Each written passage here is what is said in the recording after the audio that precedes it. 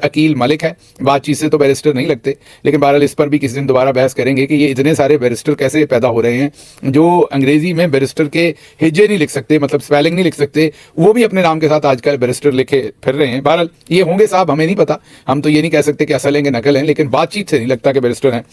उन्होंने press conference की है। अब इन साहब की पहले हम आपके सामने एक वीडियो रखते हैं। जितना काम कराना है ना ਉਹਦੇ ਪਹਿਲੇ ਰਿਜ਼ਲਟ ਸਾਹਮਣੇ ਬਾਅਦ में वो कराएंगे सारे पेशेंट।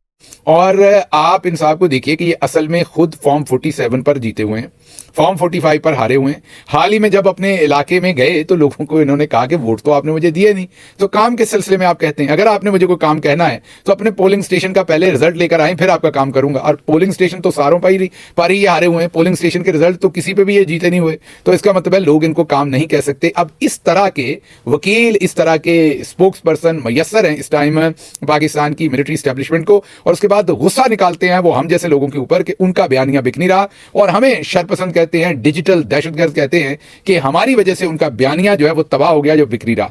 हजूर, जब मैं आपकी कस्टडी में था और आपने मुझ पर तशद्दुद करने के बाद मुझसे हल पूछा था, तो मैंने आपको तभी बताया था कि ये जो आपने किया है 1100 अरब के चोरों को कौम पर मसलत किया, इसके बाद आपकी मीडिया में पब्लिक राय में बदनामी होनी है, ये किसी सूरत बच नहीं सकती। आपने कहा था इसका कोई रास्ता, मैंने कहा था मैं जमहूरी आदमी हूं, मैं कभी भी आपको मार्शाल्लाह लगाने की सपोर्ट नहीं कर सकता, लेकिन ये जो कुछ आपने किया है इसके बाद तो शायद उसकी भी सपोर्ट करनी पड़ जाए, क्योंकि आप इससे बेहतर था मार्शाल्लाह लगा लेते, मुल्क का कम नुकसान होता। मैं दोबारा कह रहा हूं कि जमहूरी इंसान के तौर पर मैं उसकी सपोर्ट नहीं कर सकता, लेकिन ये जो कुछ हुआ ये तो मार्शाल्लाह प्लस प्लस हुआ है।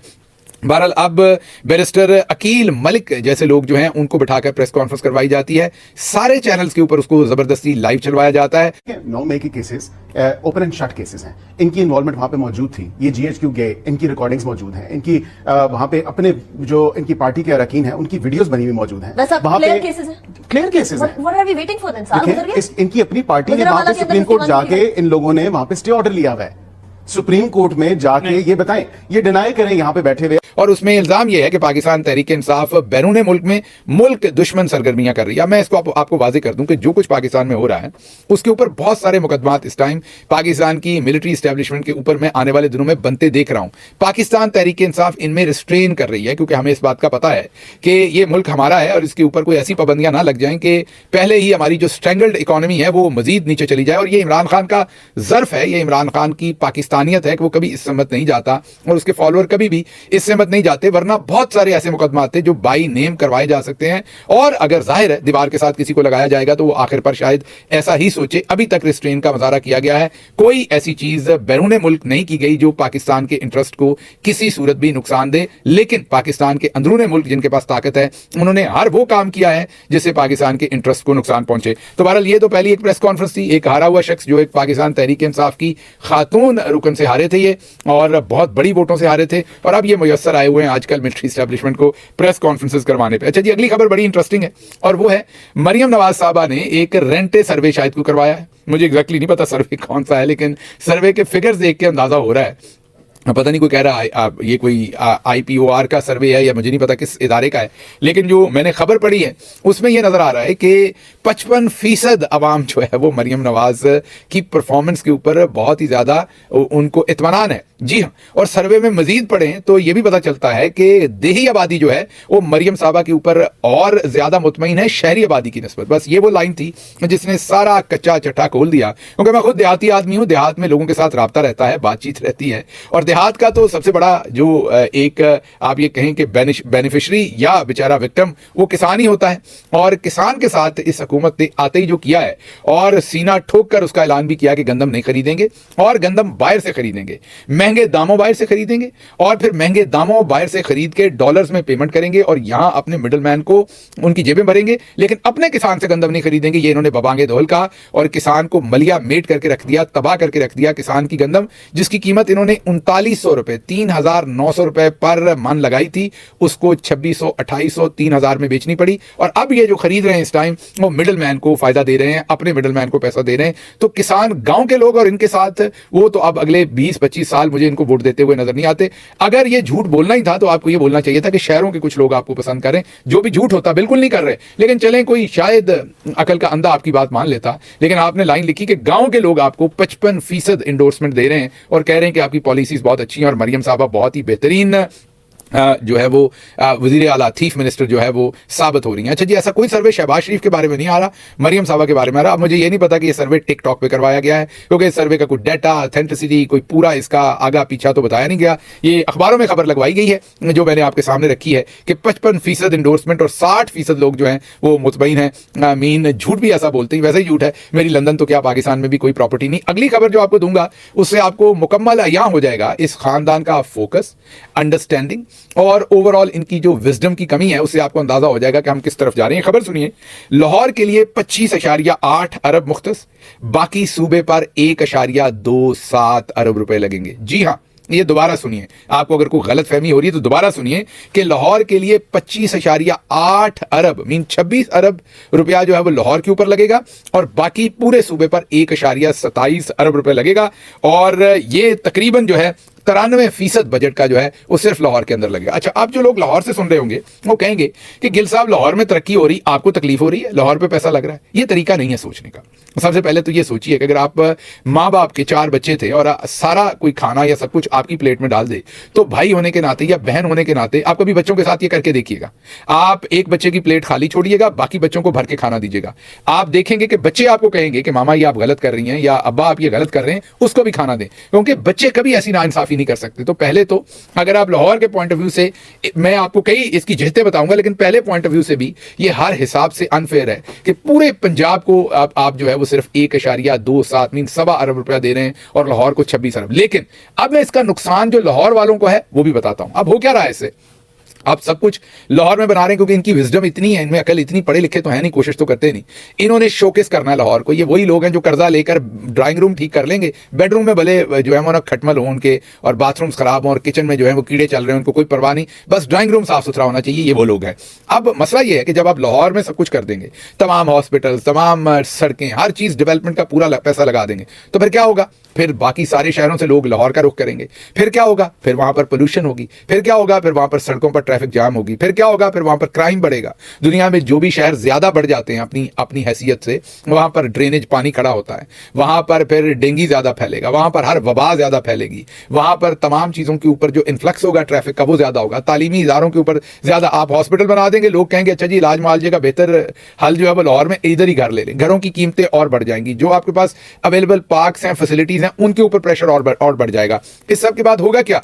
लाहौर वालों की क्वालिटी ऑफ लाइफ नीचे चली जाएगी। तो आपको जो अभी लग रहा था कि आपको 26 अरब मिल रहा है, वो बेसिकली आपके लिए भी अजाब है और बाकी पंजाब के लिए अजाब है। तो सुन्नत रसूल सल्लल्लाहु अलैहि वसल्लम भी यही है, इस्लाम की टीचिंग भी यही है, मॉडर्न जो साइंस है, मॉडर्न जो सोशियोलॉजी है, एंथ्रोपोलॉजी है, उसकी अंडरस्टैंडिंग भी यही है कि छोटे शहर, छोटी बस्तियां, मॉडर्न शहर जो हैं, ज्यादा ऑपरेशनल सिटीज जो हैं वो आबाद करने चाहिए। मतलब क्या ही बुरा है कि अगर आप कलर कहार के करीब एक शहर आबाद कर लें, मोटरवे है, दरमियान में है, उस तरफ से भी उसको एक्सेस है, उस तरफ से भी उसको एक्सेस है।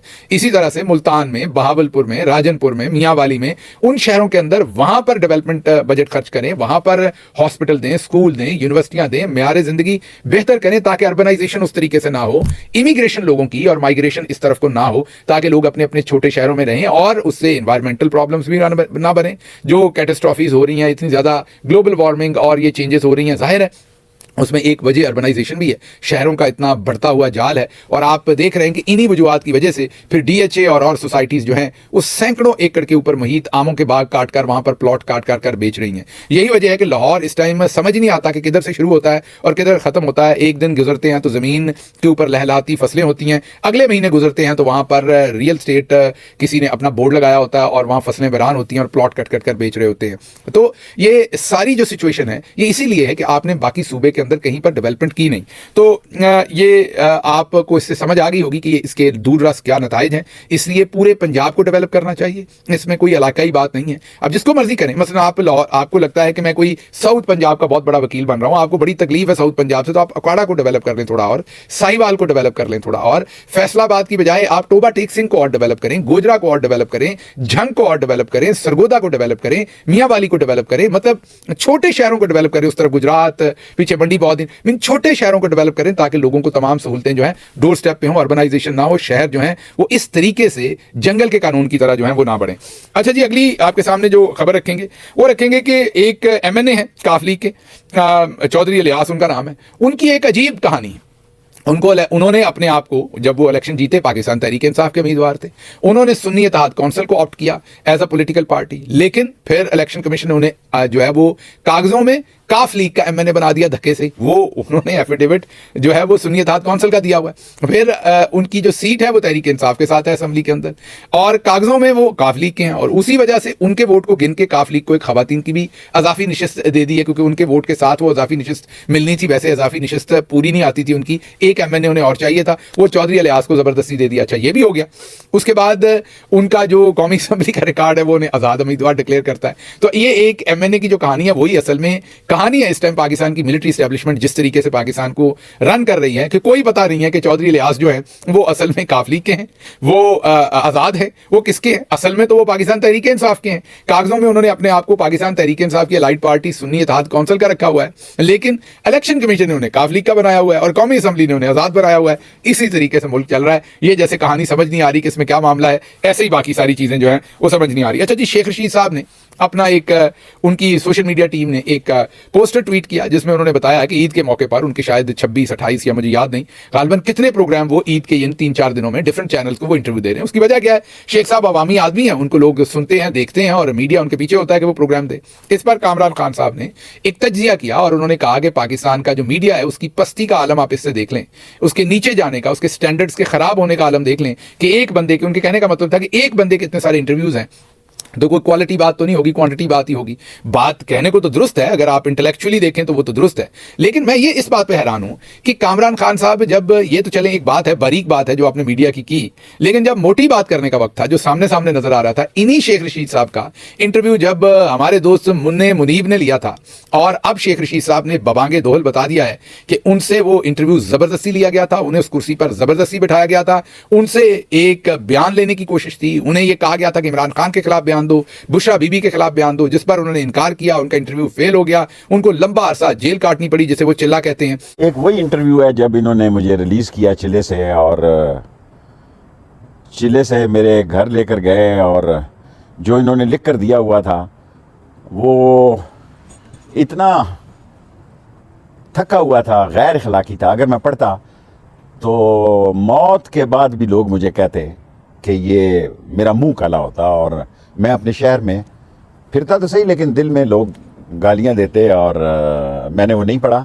और उसके लिए अल्लाह ने मुझ में हिम्मत दी, अल्लाह सुब्हान ताला ने मेरे अंदर वो ताकत पैदा की कि लोगों की मौजूदगी में, जब मैं लोग कहता हूँ तो लोगों का मतलब आपको समझ है, कि उनके बैठे हुए मैंने वो इंटरव्यू नहीं पढ़ा और अपनी बातें की, और उसके अलावा 3 दिन मुझे और वहाँ रहना पड़ा। उस वक्त आपने सहाफती असूलों के ऊपर सर ट्वीट क्यों नहीं किया था? आप एक बड़े जर्नलिस्ट हैं, मेरे लिए तो बहुत ही मोहतरम है, आपसे एक अच्छा ताल्लुक भी है, लेकिन अगर ये सारा मामला सहाफती असूलों के खिलाफ है तो फिर वो मामला तो बहुत ही ज्यादा खिलाफ था, हमें उस टाइम भी इसके ऊपर बोलना चाहिए था। अच्छा जी, शहबाज राणा साहब ने एक स्टोरी की है, आपको उसका चंक भी दिखाते हैं हम, वो भी आप देखिएगा। उसमें वो कह रहे हैं कि एक ब्यूरोक्रेट जो है वो एक मीटिंग अटेंड करने का $5,000 लेता है। जी हाँ, ये आप सोचते होंगे ये कहां पर मिलता है? ये जो सरकारी ऑर्गेनाइजेशन होती है पाकिस्तान की, ऐसी ऑर्गेनाइजेशन जो मुनाफा बख्श हैं, जैसे नेशनल बैंक हो गया, पार्को हो गई जो रिफाइनरी है, और ऐसी ऑर्गेनाइजेशन जो सरकार की हैं लेकिन मुनाफे में चलती हैं, उनके पास थोड़ा बेहतर पैसा है, स्पेशली ऑयल एंड गैस के सेक्टर में, वहां क्योंकि पैसे की फरावानी है, तो फिर उनका जो बोर्ड ऑफ गवर्नर्स बनता है, बोर्ड ऑफ डायरेक्टर्स बनते हैं,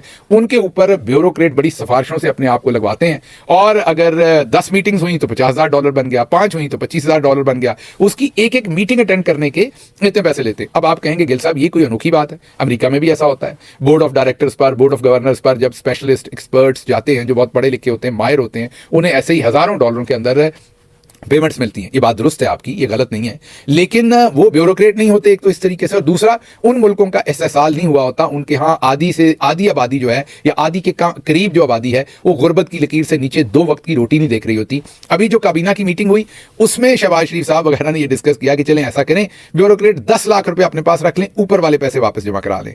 ये तो जनाब होना नहीं, ब्यूरोक्रेट इतने कच्चे तो है नहीं कि आपको खाने दें, उनके सामने आप तो खा खा के मगरमच्छ हो जाए, और उनके खाने की टाइम के ऊपर आप इस पैसे को कम कर दें। इमरान खान ये करवा सकता था क्योंकि ना वो खुद खाता था और ना वो खाने देता था।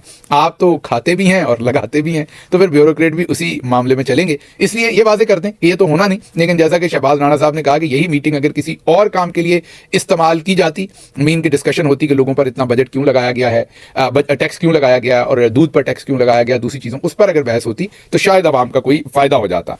अच्छा जी, अगली खबर आपके सामने रखेंगे और वो है कि खैबर पख्तूनख्वा के एक बूढ़े शख्स, तकरीबन 72 ईयर उसकी एज थी, उसने 13 साल बच्ची से शादी कर रहा था, जिसको पुलिस ने बर वक्त पकड़ा, निकाह ख्वां को भी पकड़ा, रजिस्ट्रार को भी पकड़ा, तमाम लोगों को पकड़ के जेल में दिया। ये 72 ईयर का जो शख्स है जो 13 साल की बच्ची के साथ शादी कर रहा था, ये शख्स 5 लाख में गालिबन इसने बच्ची के वालिद से उसकी बच्ची खरीदी थी। ये बहुत बड़ा जुर्म है पूरी दुनिया के अंदर, हमें भी इसके बारे में अदराक होना चाहिए। बदलते ज़मानों के साथ अपनी सोच बदलनी चाहिए, अपनी सोसाइटी के मेयार बदलने चाहिए। इसमें बहुत सारे लोग मजहब को इस्तेमाल करते हैं, बराए करम ऐसा ना करें। एक होलिस्टिक पिक्चर देखें, एक पूरी की पूरी पिक्चर देखें इस टाइम पूरी दुनिया की क्या बन रही है। 13 साल की छोटी बच्ची होती है, उसके साथ एक 72 साल के बंदे की शादी। कुछ शर्म करना चाहिए, हया करना चाहिए। जो निकाह करवा रहा है उसको भी हया करना चाहिए। बहरहाल मैं उम्मीद करता हूं कि इनको सख्त से सख्त सजा दी जाएगी ताकि बाकी लोग जो हैं वो इस तरह के काम जो हैं वो ना करें। अच्छा जी, अगली खबर जो आपके सामने रखनी है वो है सवात की शमीम बीबी, जिनके हामिद मीर साहब ने यह खबर दी, जो मैंने उनके ट्वीट पर देखा कि सवात की शमीम बीबी के 7 बच्चे थे। एक ज़ेनी इन सातों बच्चों को अगवा कर लिया गया था। उनमें से एक ज़ेनी माजूर था जिसको 3 महीने के बाद छोड़ा गया। एक बच्चा जो है उसको 1 साल के बाद छोड़ा गया। 2 बच्चे जो हैं उनके अगवा के बारे में मान लिया गया कि वो अगवा है, मीन गिरफ्तार है।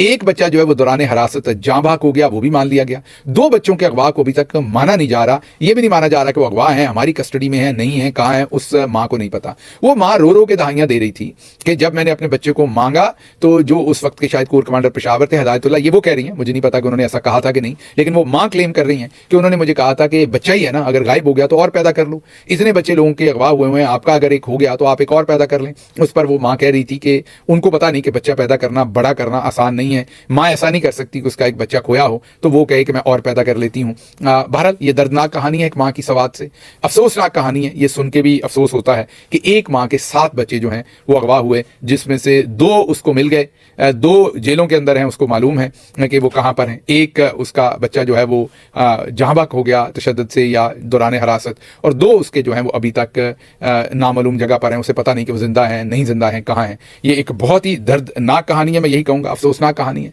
इसके साथ ही मुझे दीजिए इजाज़त। अल्लाह आपका हामी और नासिर हो। पाकिस्तान जिंदाबाद।